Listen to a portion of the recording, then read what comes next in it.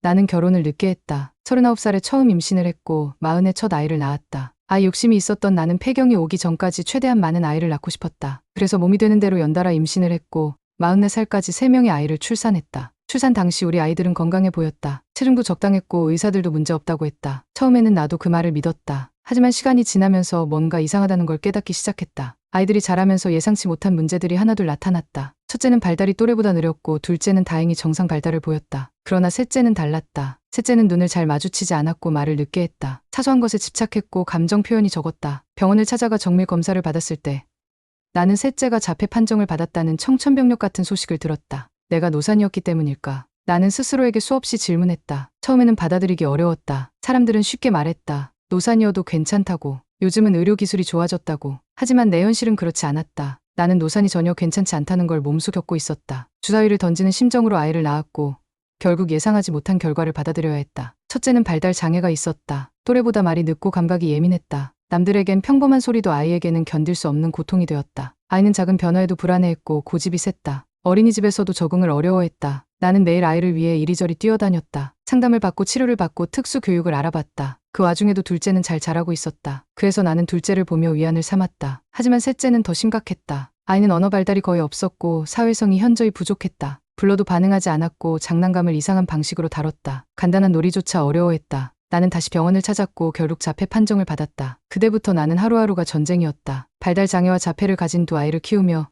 내 삶은 완전히 달라졌다. 매일이 감정의 롤러코스터였다. 상담실과 치료실을 전전했고 정부 지원을 받으려고 서류를 준비했다. 아이가 길에서 갑자기 소리를 지르거나 바닥에 주저앉으면 사람들의 시선을 견뎌야 했다. 어떤 날은 체력이 바닥나서 주저앉아 울고 싶었지만 그럴 시간조차 없었다. 남편과 싸우는 날도 많아졌다. 서로가 지쳐갔다. 그리고 나는 점점 후회하기 시작했다. 내가 더 젊었을 때 결혼했다면, 내가 20대 후반 혹은 30대 초반의 아이를 가졌다면 어땠을까? 내가 던진 주사위의 숫자가 달랐을까? 3명 중 2명이 건강하지 않은 이 현실을 나는 피할 수 있었을까? 아무도 나에게 노산의 위험을 진지하게 이야기해주지 않았다. 사람들은 단순히 늦게 낳아도 된다고 했다. 하지만 그 결과를 감당하는 건 결국 부모였다. 아이를 키우는 것도, 그 아이가 겪을 어려움을 보는 것도, 책임을 지는 것도 다 부모의 몫이었다. 나는 원하지도 않았는데 어떤 죄의 굴레에 갇힌 기분이었다. 아이들을 사랑하지만 동시에 벗어날 수 없는 고통 속에서 매일을 살고 있었다. 노산은 단순한 선택이 아니다. 그것은 주사위를 던지는 것과 같다. 그리고 그 주사위가 어떤 숫자를 보여줄지는 아무도 장담할 수 없다.